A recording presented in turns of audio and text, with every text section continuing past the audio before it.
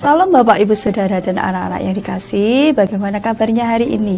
Saya berharap semua dalam keadaan bahagia, senantiasa, dan kiranya berkat Tuhan melimpah dalam hidup kita. Jumpa lagi dengan sapaan harian GKJ Manahan, Surakarta. Bapak, Ibu, Saudara, dan anak-anak, firman Tuhan yang akan kita dengarkan terambil dari Lukas 4 ayat 16-30 dengan judul renungan penampilan, dengan ayat nasnya yaitu ayat 18 yang akan saya bacakan bagi Bapak, Ibu, Saudara semuanya. Lukas 4 ayat 18. Roh Tuhan ada padaku, oleh sebab Ia telah mengurapi aku untuk menyampaikan kabar baik kepada orang-orang miskin, dan Ia telah mengutus aku. Penampilan fisik adalah segala hal yang berkaitan dengan penampilan luar seseorang yang dapat diamati, dapat dinilai oleh orang lain, seperti gaya rambut, kumis, cara berpakaian, berat badan, tinggi badan, bentuk wajah, warna kulit.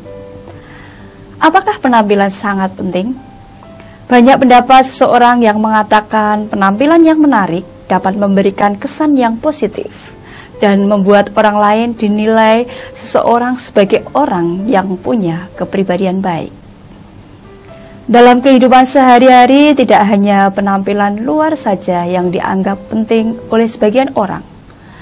Penampilan yang dikarenakan latar belakang keluarga atau keturunan juga dianggap penting bagi sebagian orang. Ada sebuah cerita, seorang wanita yang sudah menikah datang ke sebuah kafe mewah dengan suaminya. Suami berpamitan untuk pergi ke kamar mandi. Ketika suami tidak ada di tempat, wanita tersebut bertemu dengan sahabat SMA-nya, dengan istri dan anak-anaknya. Wanita tersebut menyapa dengan wajah sinis dan merendahkan temannya karena pakaian yang dikenakan sangat sederhana. Mulailah dia menceritakan kehidupan mewah yang dimilikinya dengan nada sombong karena pencapaian suaminya. Teman SMA menanggapi dengan biasa dan ikut senang akan kehidupan dan memberikannya selamat. Tidak lama kemudian datanglah suaminya yang begitu terkejut dan menghormati teman SMA istrinya. Ternyata teman SMA istrinya adalah seorang bos dari suaminya. Dengan sangat menyesal, wanita tersebut meminta maaf. Begitu juga yang dilakukan oleh orang-orang yang ada di kampung halaman Tuhan Yesus di Nazaret. Ketika Tuhan Yesus mengabarkan kebenaran firman Tuhan, dia ditolak. Berat sekali tugas yang diemban Tuhan Yesus ketika ditolak di kampung halamannya sendiri. Padahal mereka adalah orang-orang yang dekat dengannya, yang seharusnya memberikan dukungan.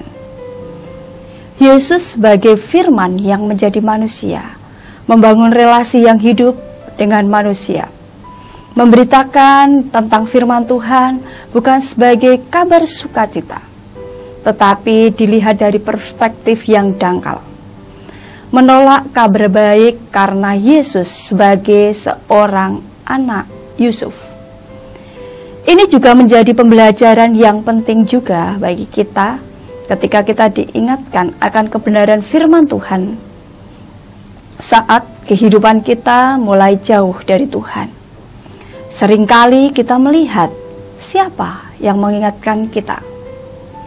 Tuhan memakai siapa saja untuk mengingatkan kita. Teman kita, saudara kita, orang di sekeliling kita, orang yang ada jauh di bawah kita, bahkan anak kecil sekalipun dipakai oleh Tuhan untuk mengingatkan kita. Marilah kita menghormati siapapun yang menyampaikan kebenaran firman Allah untuk menegur kita, mengingatkan kita. Jangan kita melihat penampilan mereka. Tuhan Yesus memberkati. Mari kita akan berdoa. Bapa yang ada di surga, kami bersyukur atas penyertaan Allah dalam kehidupan kami. Kami boleh merasakan cinta kasih Tuhan dalam kehidupan kami. Saat ini Tuhan, kami berterima kasih untuk firman-Mu yang mengingatkan kami, supaya kami senantiasa melihat Tuhan dalam kehidupan orang lain di sekeliling kami tanpa melihat penampilan mereka.